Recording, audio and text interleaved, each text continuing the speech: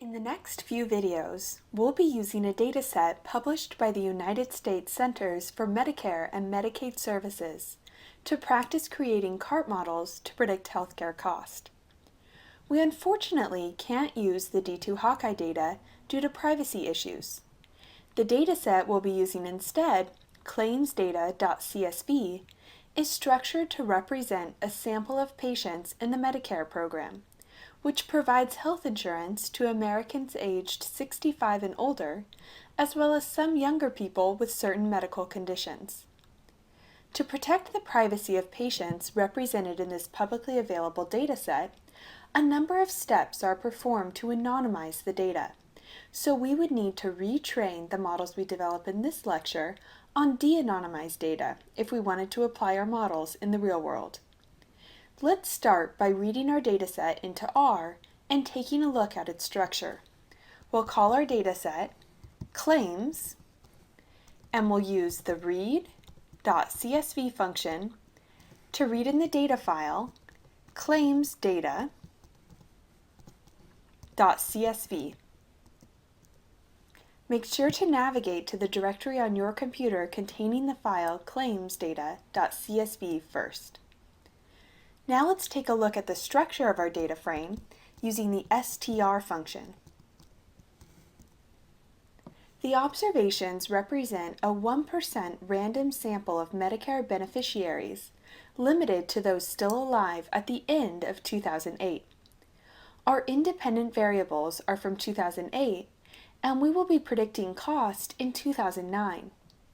Our independent variables are the patient's age, in years at the end of 2008, and then several binary variables indicating whether or not the patient had diagnosis codes for a particular disease or related disorder in 2008. Alzheimer's, arthritis, cancer, chronic obstructive pulmonary disease or COPD, depression, diabetes, heart failure, ischemic heart disease or IHD, kidney disease, osteoporosis, and stroke. Each of these variables will take value 1 if the patient had a diagnosis code for the particular disease, and value 0 otherwise. Reimbursement 2008 is the total amount of Medicare reimbursements for this patient in 2008, and reimbursement 2009 is the total value of all Medicare reimbursements for the patient in 2009. Bucket 2008 is the cost bucket the patient fell into in 2008, and bucket 2009 is the cost bucket the patient fell into in 2009. These cost buckets are defined using the thresholds determined by D2 Hawkeye. So the first cost bucket contains patients with costs less than $3,000.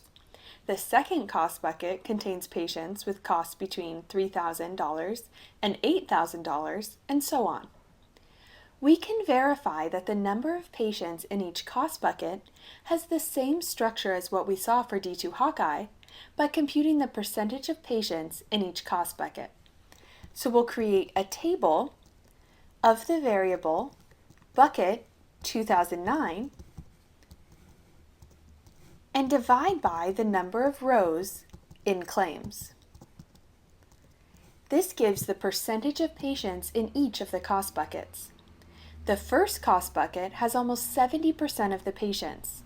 The second cost bucket has about 20% of the patients, and the remaining 10% are split between the final 3 cost buckets. So the vast majority of patients in this data set have low cost. Our goal will be to predict the cost bucket the patient fell into in 2009 using a CART model. But before we build our model, we need to split our data into a training set and a testing set. So we'll load the package, CA tools, and then we'll set our random seed to 88 so that we all get the same split, and we'll use the sample.split function where our dependent variable is claims bucket 2009, and we'll set our split ratio to be 0.6. So we'll put 60% of the data in the training set. We'll call our training set claims train, and we'll take the observations of claims for which SPL is exactly equal to true, and our testing set will be called claims test, where we'll take the observations of claims for which SPL is exactly equal to false.